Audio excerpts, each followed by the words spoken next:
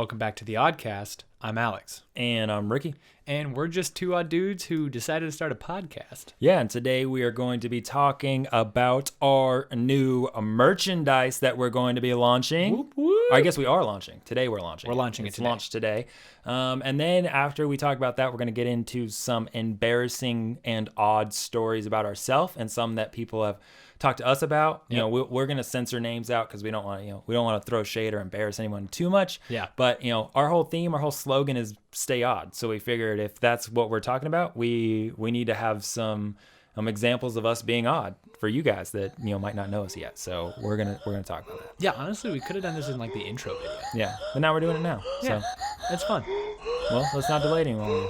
Let's get to the Oddcast.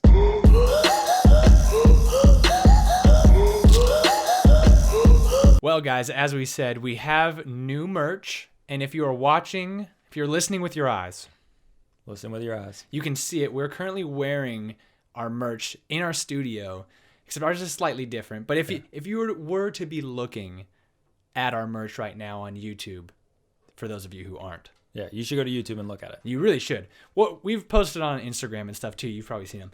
But they say stay out on the front. On the back, they say the Oddcast. Mm-hmm. They're super great. Ricky, how do you feel about these shirts? Yeah, these are amazing. I am a t-shirt wearer, but I'm very bougie about my t-shirt wearing. Right. I'm not a, Gildan Walmart tee kind of guy. I like a soft t-shirt, and these are the softest t-shirts of all time. Soft. They say stay out on the front, which is a great message because I want to stay out. So everyone should buy one. And when he says they're soft, oh my gosh. Alex described them as wearing a cloud. It feels like you're wearing it feels like you're wearing Michael Bublé's voice. Yeah, we talked about that talked before. about that, yeah, yeah. but Cloud of But honey. here's the issue. I don't want to say you're wearing honey because that implies sticky, like I said before. So, but let's move on from that. Let's move on. We'll get trapped in that. So, these shirts are coming out. They're $20. They're gonna be on our website. We'll talk about that a little more in a second. But our buddy David Smith, who we talked about before, owner of Faithful Fittings, he's actually one that not only made the shirts and printed them for us, he actually made our designs for us. So we, commissioned him to, show us some logo or print us out some logos and different stuff like that. He also made the Stay Odd on the front, which is our slogan. We're going to have stickers of that, stickers of the Oddcast logo, all that kind of stuff. But it's all because of David Smith, who I've known for 6 or 7 years at this point. Really good buddy of mine, starting his own small business. And he is actually the sponsor. Faithful Fittings and David Smith actually sponsored this video. So why don't you tell the people a little bit about Faithful Fittings so they have an idea? So David Smith, he's the owner of Faithful Fittings. He just recently kind of started his business. He is not only doing t-shirts, but he does logo design. He does stickers. He's really good at providing the right kind of files. If any of you are graphic designers or sort of the ins and out of Adobe Photoshop or Illustrator, he can give you the right files so that you can actually use your logo in any situation. It's been super helpful for me because I'm the one who kind of likes the right type of logo size. I know most of you probably don't care about that, but for me, if you're a designer, you know what I'm talking about. Alex really cares about fonts. I do care, but that's a whole nother episode.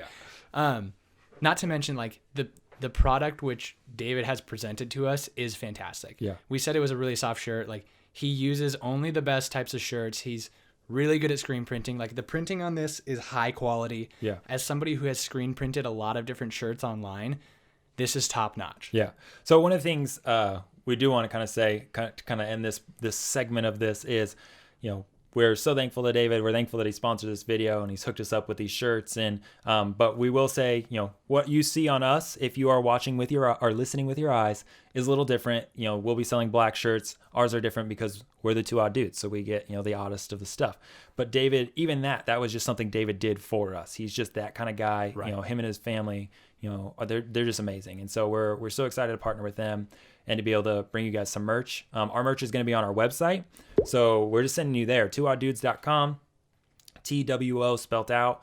Our merch is up now at this point, unless there's any, catastrophe of something going on. The merch was on the website as you're listening to this. It's $20 for a shirt plus tax. If you want it shipped to you, it's $5. We're working on figuring out pickup and delivery as we're recording. So hopefully that's on the website for you. And we'll come deliver it to you with a smile on our face. In a pizza box. Yeah, not a pizza box. We could get a pizza box. No. Where they're all going to be in the same bag. Yeah. Not the same bag, but the same type of if bag. you don't give us our bag back, we'll be upset. No, we won't. No? Okay. No. But so that's that. We're really excited about this merch, guys. Please, if you support us, this is a great way to support us of this being able to continue and move on. And we hope to have more merch in the future. And look for Faithful Fittings and look for David. We'll post something about him on our Instagram. We'll have him in our links in our YouTube. Yeah. Great guy, Christian dude, does everything to the glory of God. Yeah. And if you need shirts printed, he's a great guy to do it. He'll work with whatever you need, small quantities, large. He's great for that. So. Yep. All right. Well, before we get into talking about odd stories, I got a little bit of an update. You have some news. I have two things. Number one, I need to pull up my phone real quick. Episode 4 was Christmas music. Right. And the appropriate timing of that. Yeah. We had recorded before the poll was done. Right. Excuse me. I just hiccup. And we had a lot of last minute entries. Yeah. So I had to correct my original statement and tell you that you're still right, but you're less right. Okay. After Thanksgiving has now topped the list as the best option. It's no longer all the time. It's no longer always as the most. I'm going to sneeze. Sorry for that. That was rude of me to have allergies. Yeah. Yeah, there was 18 votes for After Thanksgiving and 12 for Always, 9 for After Halloween, and then 3 for Never. So I gained another Never. There's another Grinch here. So that's all I'm going to say on that. We're going to move on from there. Next, I recently got a new job as a Bible teacher at a school out in Gilbert. Very excited about that. Great commute time to listen to my own podcast. But that's not conceited. Hey, I got to make sure it sounds good. That's true. Yeah. The funny thing about this that I found out while I was there, episode 5, we talked about colorblindness, how I'm colorblind. Oh yeah. I find out. I tell 2 girls, and I was helping one of the principals talk with these girls. I end up telling them I'm colorblind. So word gets out, middle school gets out quick. The new Bible teacher's colorblind. I find out from one of the other teachers that the last 3 Bible teachers have all been colorblind. That's what are the crazy. Odds of that? That is odd. That is super odd. Stay odd. Yeah. So that's all I have to say on that. But I just thought that was cool, so I need to share that little thing with you. You gotta plug the Oddcast to your students. To my students? No, I feel like they would think you're so cool. I already am so cool, Alex. Have you showed them your tattoos yet? No, I'm not sure if that's allowed, so I've kept them hidden. But let's get into some odd stories before we run out of time. Why don't you go first? You tell us an embarrassing or odd story about yourself, and I'm gonna look up some of the entries we had. So I have 2 stories to share with you guys today. The first one is kind of an embarrassing story. I don't get embarrassed very easily, but that's something I've come by as I got older. Because now I'm a little bit more secure in who I am. But, you go through like the middle school sort of puberty age and you look weird and you just like don't feel comfortable as yourself. And in those times, there was still a little bit of embarrassment that happened. And this specific story happens in 6th grade, right? I'm sitting in Mrs. Mitchell's class and I'm doing that thing where you press really hard on the back of your chair. You have one of those desks that is connected to your chair. So you push hard on the back of your chair to get your back to pop. If you don't know what I'm talking about, great way to have like this middle of the day therapeutic back popping and you're in 6th grade. And so I do this little back pop and then I do the twisty back pop where, you turn your whole back around. And as I'm coming back from that back pop, I knock my binder onto the ground, which is whatever. Like, yeah. I mean, people started to look at me just because I knocked it on the ground because you do that. You do that in class. Not that embarrassing. Yeah, that's not embarrassing. But so I'm like, I got to get my binder. I lean over to get my binder, and as I go down, I just like let out a fart. But like a fart that like I didn't know I let out. Like to me, I just didn't know what happened because I was just focused on the binder. So I get up. I'm like, I finally sit up and look around and everybody is staring at me. Wait. You farted and everyone else knew it was you that farted and I didn't didn't know? What if someone else farted and they just blamed it on you?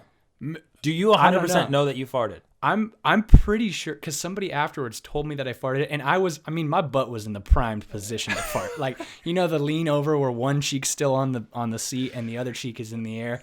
Like, it was definitely me who farted. Wow. And so I grab my binder and I get up, and everybody's looking at me, and I don't know what's going on. And so I just look at them all. I'm like, I got my binder.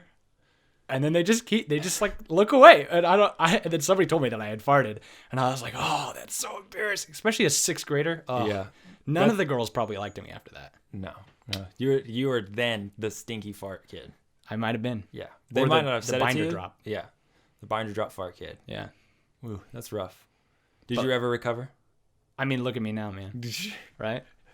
Now you got a podcast. Yeah. Living the dream. We were talking about how odd you were. Yep. Shows them. Oh my goodness. All right. There was a couple that we had put out a thing on Instagram, and a couple of people responded. There was a couple that I just really related with. Yeah. I'm not going to share all of them, but and we're not going to say names like we said. But one of the ones that I totally relate with is waving/calling out to a random person who resembles a close friend. And then it's not that friend. Yeah, that's the worst. It's so uncomfortable. You're just like, hey, and you're waving to them, and all of a sudden they're like, you get closer, and you're like, and you got to do, this is what you got to do, right? You play it off, like they make it look like you're the awkward one, where they're like, they kind of do that weird look at you, like, you don't know who I am. And then you just keep moving past them and keep waving and saying hello. And then they think they're the weird ones that thinks, oh, they were waving at me, but they weren't. That's how you play it off. I thought you were going to say, like, just be friendly and just be like, hey, I just wanted to talk to you. You no, seem like a cool you person. ignore that person completely. Oh, okay. So you just keep walking, and then they're going to be so embarrassed that they keep walking the other way, and then you can just put your hand down and walk away. That is, like, evil. You just felt self-conscious, so you decided to put your self-consciousness on someone else. Exactly. You just keep going. And that's terrible. Yeah, that's how you get out of it. I'm telling you. I've done this enough. One of the other ones, I'm assuming this is an inside joke for you. And it just says, my poop in the shower story from high school. Yeah, I know who this is. So we don't need to go into detail, but apparently there's an inside joke being told to you. Basically, someone pooped in the shower? He pooped in the shower because he couldn't hold it to get out of the shower and get into onto the toilet, and then just like pushed it all down the drain. I think. Oh my gosh! And, all right, and that's never enough told for his me. siblings. Yeah, like his siblings so have no idea that the shower has been coated in poop. All right, let's see. This one's good. I accidentally hugged my male professor. Ooh, it's like a weird. Was it a female? Yeah. Oh yeah, that is. And weird. just like, oh, hello. Yeah, that's like the awkward, like calling someone mom or dad in class. Your teacher or whatever, and you just there's no recovery for that one. Like the waving one, there's a recovery for. I just told you, right? I just enlightened the people how to recover that. If you call your teacher mom, there's no recovery. Yeah. The only recovery is then to completely lie, which I don't condone. Right. That's the only recovery though, is to just lie and try and get all the kids to actually believe that that's your mom. But then you got to get the teacher on board with that. Yeah. Hey, could you just pretend I'm trying to act cool in front of my friends? I gotta save face. You gotta act like my mom from now on. All right. So it's my turn. Yep. Right. Yeah. So that was some of the people. Which one do I tell? We talked about this. I don't remember. What was the first one I talked about? Something to do with a camp and a chant. Oh yeah. This is a good story. That's more sad. That's more sad, embarrassing. So, for those of you that do know me, I'm pretty outgoing at this point in my life. But as a younger lad, I was not very outgoing. Like I've talked about before, basketball was my main outlet. That was my friends. Anyways, long story short, 5th grade up at Outdoor Ed. Did you go to Outdoor Ed? No, I went to Christian school. So I had like a 5th grade science camp. Yeah. But it was like creationism. Creationism. Okay, something like that. So I went to Outdoor Ed, which is, big old science camp. My dad and my great uncle, I just call my uncle, he ended up going with us as chaperones because they needed chaperones. Right. Anyways, my dad's military. There was, games involved, all that kind of stuff. So my dad being military plays a role in the whole thing. We're doing all these games. I'm competitive. I'm a 5th grade boy. I want to win everything. And you're still competitive. I'm still definitely competitive. Yeah. I'm much less than I was then. Yeah. Much less. But then it was like, if you don't win, you're the worst person ever. I needed to win everything. So here we were at this camp, and it's harder because these are just, all these kids put together on your team. You don't get to choose your team. So the odds are stacked against you. Odds. That's funny. Anyways, we get to this point where you have to make like a chant, right? And you have to like perform it so that you can get the spirit points. Yeah, you get spirit points. And my dad, being military, was like, hey, let's do kind of this like, started off like a sound off type thing. Like a hoorah. Yeah, kind of thing with the whole group because it's all boys in our team, right? Anyways, typical being my dad, the chaperone, everyone nominated me, including my father, to be the one that starts it. Because, basketball, leadership, those kind of things. Right. All right, I'll lead it. I got this. Well, I was very nervous about this, right? Well, here's the deal. I was so shy at that point in my life, which is now hilarious knowing what, where I've come. I had never spoken in front of people before, like groups of people. Right. Spoken in front of people, but groups of people. And here I was trying to say my thing, right? I had a line that was the starting of the chant. So no one else could say anything until the first thing happened. Right. Because the rest wouldn't make sense. That was my one job, was to say the first thing. And there's hundreds of kids in this room waiting. Dead silent. Because, the teachers are like, everybody be quiet. They're about to start. Right. And here I was. It got so quiet. And I panicked. I froze. Just froze. And I could not remember my line.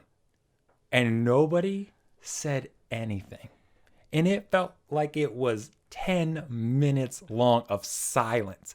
I don't know how long it was, but nobody says anything. And I'm panicking. And, each second is just, your heart is racing even more. And so it's dead silent. All of the guys on my team are looking at me. Like, like, dude, say the starting line. We're all standing up here like a bunch of idiots. Right.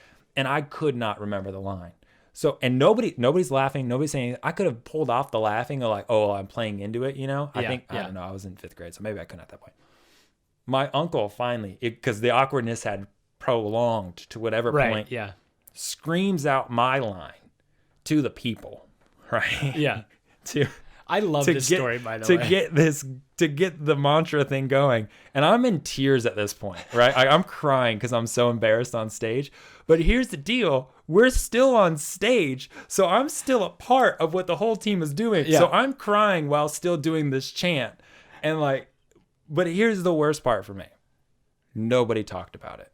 Yeah. It was like the thing that never happened, that everyone knew that happened, but no one wanted to address it. So I didn't know how to interact with anyone because we both knew the only thing we're thinking about when people see me is, oh, that's the kid that couldn't remember his one line. And everybody at the camp knew it was awkward. Yep. And I cried on stage, but no one would talk about it. Yeah, so that's the thing with like embarrassing moments. If people feel that embarrassment for you, like, because people do have that sort of like sympathetic, like, this is cringy, and as 5th graders, or what you say, 5th grade? Yeah, 5th grade. As 5th graders, typically you just make fun of the person. Yeah. But the fact that nobody said anything. Yeah, it was like. Because that's how uncomfortable it was. Oh my gosh. Yeah. Like, for everyone. You know that in their mind, they're still making fun of you because you cried. Yeah. And if I hadn't cried, I think it would have been okay. Yeah. I could have pulled it off. Like, that was what we were waiting. Yeah. No, I cried. I bawled like a baby. So, yeah. It makes it even funnier now that, I was a pastor and spoke on stage in front of 300-400 people and been at camps where I've done, raps, freestyle raps, reading Dr. Seuss, 700 people in there, and like it was nothing. But we should go back and reenact it. Here I was in 5th grade, and I couldn't even say my one line. So just funny. It was definitely embarrassing, and I never wanted to go back to outdoor ed. That's for sure. Yeah, never did. That's a bummer. Yeah. But did you win the spirit points? I don't remember. I think I kind of just blanked out the rest of the camp. The only other thing I remember about the camp is a girl got hit with a horseshoe. Oh. Yeah, because they had horseshoes, and a kid threw one and hit a girl.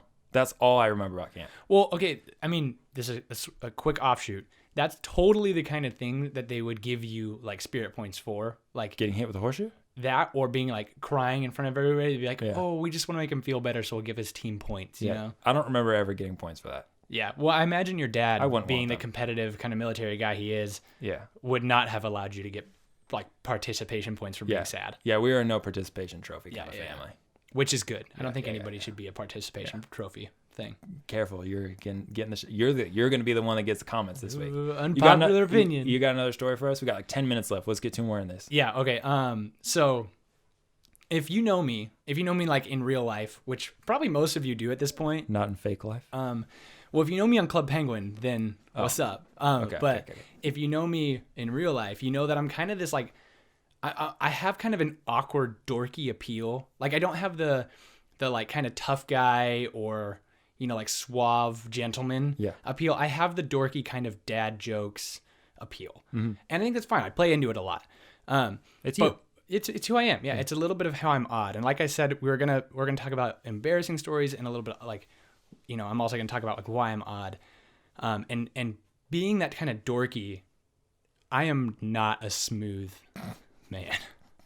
Like some men have the real like James Bond suave thing going on for them. I do not.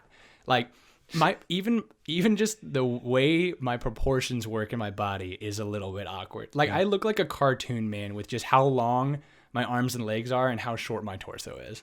Yeah, it's like dancing, right? Like they say dancing is like you smoothness or whatever. Like I picture you're very you're the guy out there doing the robot. No, when I dance, I look kind of like one of those wacky wavy inflatable tube men outside of a car dealership. Like that's kind of me. Just noodle arms and legs flying everywhere. But getting back to the story, right? I'm not a smooth man. Mm-hmm. But recently I bought a suit. And I'll say it, I looked freaking good in that suit. Yeah. It's this nice navy suit. It's fits great. You well. But fits you well. Yeah, thank you. Yeah. I got it from Express because of Ricky. Yeah. Hopefully one day will sponsor us. Hopefully, yeah. Yeah. That would be great. Their stuff is great. Oh, dude, we could wear suits on the podcast. Oh, yeah, there you go. So cool. Class it up a bit. Oh, we'd have to talk about something really fancy. Yeah. But anyway, I bought this suit, and because I bought a suit, I was like, you know what? I'm going to take Tony out on like a really nice date because I have a suit and we can dress up and be fancy and whatnot. And Tony's Alex's girlfriend if you're just now tuning in. Right, yeah. I mentioned that in a previous podcast, but Tony's my... You're good. I explained it already. They know now. I was just thinking about what my mom said the first time I told her. Yeah. We'll talk about that later. Yeah, move on from that one. Anyway. That's a you and me joke. That's a inside joke. So I bought the suit. I'm deciding to take Tony out on like a fancy date because why not? I have a suit now. But as I'm getting ready, I'm like, you know what would be super baller? As all men say to themselves in the mirror before they go on a date. Look, okay, I look good. All right, I'm a clean white shirt, navy suit, brown leather belt, brown leather shoes, and fake hipster glasses. I look good. So I'm like, you know, it'd be super baller. I'm gonna buy her a single white rose, and then as I'm thinking this, I kind of second guessed myself. And so I text Ricky, and I'm like, hey, is it super baller to... I was like... Texting another guy is the least baller part about it. So, oh my God. Ricky is kind of more smooth, so I figure I got to ask him if I'm trying to be smooth, you know? And so I text Ricky, I'm like, is it baller to bring a single rose, you know, before you're going to go on a date? And he was like... yeah, if they like roses, you know, then it's baller.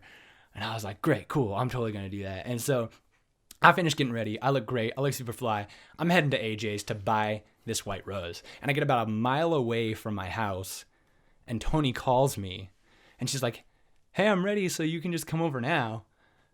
And in my head, I kind of panic a little bit. I'm like, but I have this plan where I was going to go to AJ's and buy a rose and stuff. And so instead of being smooth and being like, hey, actually, I'll just be there at 5:30 or whenever we agreed that I was going to be there before, I go, well, here's the thing, Tony. I was planning on going to AJ's and buying you a white rose and being super baller. And she was like, why did you tell me? Oh my gosh, it's so funny. And so instead of having this thing that could have actually maybe been baller, I just ruined it. Yeah. And what's worse? Tell him what you said when you got to the door. Hold on. What's worse is after I told Tony on the phone, she was like, so are you coming over or are you going to do it? And I was like, I had another like panic moment where like, I don't know what I want to do now. Yeah. But then I was like, I'm going to do it. And so I go to AJ's, buy a single white rose. I also bought another plant because I was like, well, she knows about the white rose, so I'm just going to surprise her with this stupid plant. A potted plant. Yeah, which is dead now. It's not, yeah. So is the rose. So is the rose. That's true. But I get to her apartment and I knock on the door and she opens up the door. And mind you, she looks like a straight smoke show. She looks great, you know? And the first thing I say, instead of like, hey, you look really beautiful, is, this is pretty baller, right? As I'm holding the white rose that she knew I was bringing to her, that I had to text another man to ask if it was cool to do. The first thing you say when you show up is, this is pretty baller. Oh, man. So it's a little bit of why I'm odd. I'm just not a smooth guy. Yeah. I think it's part of my appeal, though, you know, and I kind of lean into it. That's a little bit embarrassing, that story. Because you want to be smooth for your girlfriend, but whatever. Yeah. Oh, man. When you first told me that, like how it all went down after getting the text, because I got the text and it was like, oh, this is kind of funny. I was like, oh, would always respond. I'll be helpful. Yeah. Right? Because you guys were just starting a date at that point, right? It was newer. It was newer. Yeah. And then to hear the rest of the story, how it played out, was just not how I pictured it in my mind at all. I like to think she likes me more because of it. Yeah. But probably not. Because of how odd you are. Yeah.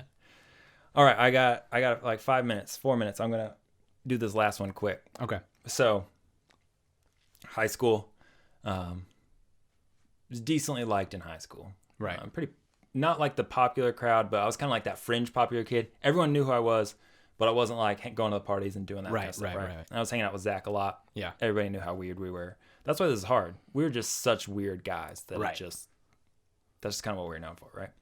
Especially him. Shots fired. So, roasted. I was in sports med, like I talked about before. I was in HOSA. I was in these kind of medical clubs. Mm-hmm.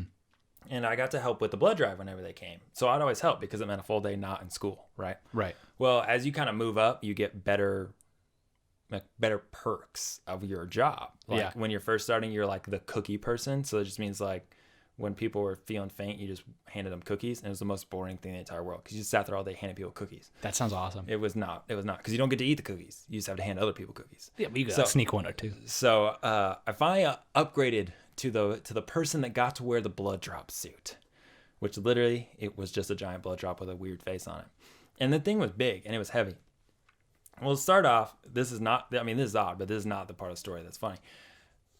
Zach and I decided it'd be funny to film each other running suicides on the basketball court, right? Touching the lines in the blood drop suit, which I ended up falling over because it was so heavy, and I like tapped the line and I turned, and the whole thing just like weight distribution was bad, and I just face planted. Which is honestly a brilliant video anyway. Yeah, we didn't get that part on video. That was like near the end. Anyway, so we get to a point where I got to return it, but because we did that, we were late to class. Okay. And part of this, I was thinking about it. I'm like, I don't know how much of this is like my own memory and my mind is exaggerated things because I was so embarrassed by this. But anyways, we go into the back room. There's two ways into this room, to the sports med room, and one went into like the sports med classroom, and one went into like the exercise area that went into the actual classroom. But the other one was the main door. Well, I walked in that back door, not knowing that there was like a class going on, right? But it's like. It's a small room, but I was quiet enough that I got in there. Yeah. And because, there was a movie or something going on. I don't remember what it was. Or maybe the class hadn't started. I don't totally remember all the details. But all I remember is for some reason it got to the point where I was uncomfortable taking the suit off and leaving. And I panicked. Yeah. And my brilliant conclusion was I'll wait in the suit until class is over, and then I'll leave. Right. So I did. I literally, the suit could go over my knees, and I just sat like crisscross applesauce underneath this suit for about an hour. Inside the big blood drop suit. Great. I just pulled my arm, just set it down, and nobody would know because it's just a creepy face anyways, and people just avoid that. Right. Well, as class ends, and as my teacher's leaving, he goes, "Oh, I need to get that," because he's got to take. I forget. I don't think this through.